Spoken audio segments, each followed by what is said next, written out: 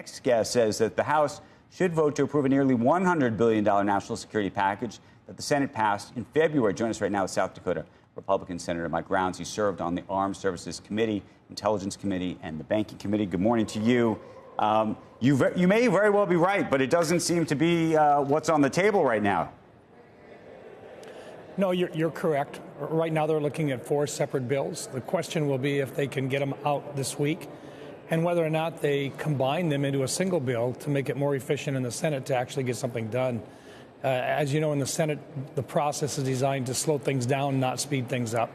And each bill, under what we consider to be the normal way of operating, any single member can stop the process, move forward, and delay the final determination on each bill. So if you can do that on just one bill rather than 4 bills, you have a better chance of getting it done in a timely manner. So, yeah, it'd be great if they could combine them into one bill and we could discuss them, amend them, but do it on one rather than working through 4 separate ones. But let's walk through this. Let's say they pass aid to Israel, but they don't pass aid to Ukraine, or they pass aid to Ukraine, but they don't pass aid to Taiwan, and then they decide to package up whatever combination of these things comes together, and then they hand it to you.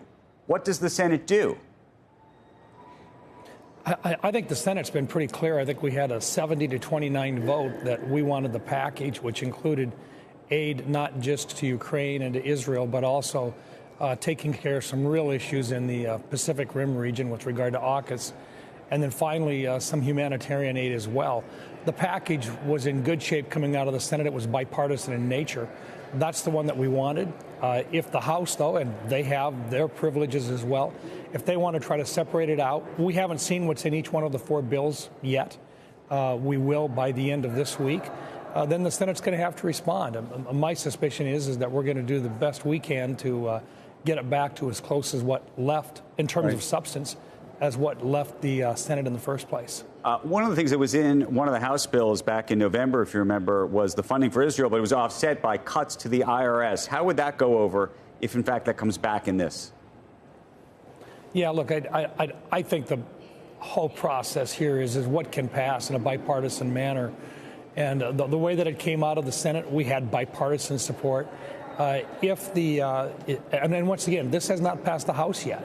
And it may very well take a bipartisan vote in the House in order to get it passed. So rather than trying to figure out what they're going to accomplish in the House, I think they're going to have to come up with something that they know will pass on a bipartisan basis. Right. It's divided government, and the Republicans, we control somewhat. We have somewhat of the control in the House, not a lot, but some. And in the Senate, it's still a 60-vote margin, meaning you have to work on a bipartisan basis. And so that's the hope here is that cooler heads prevail. We come up with a plan that actually takes care of the needs. And for the messaging and so forth, the frustration we've got with the IRS and so forth, and there's a lot of it, that may have to be a battle we fight another day. Senator, talking about loading up this bill with other issues, there is some talk about loading it up with a forced divestiture of TikTok in this bill. Of course, Senate Commerce Committee Chair Maria Cantwell, I believe, opposes the House's TikTok bill. I don't know if you think the TikTok bill would change in the context of this.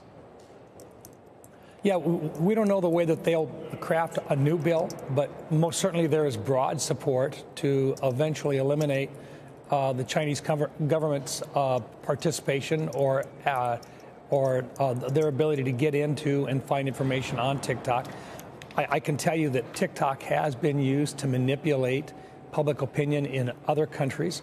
But a bigger concern for us is that it's also a way for them to learn a lot about Western culture in the United States and elsewhere. And this is something that they like for their large language models with regard to the databases that they collect and that they need. They've got large databases on their own people and on their own culture. They need more of it on Western culture. And that's one of the reasons why we have a concern with the collection of data and the use of that data or the availability of it to the Chinese government.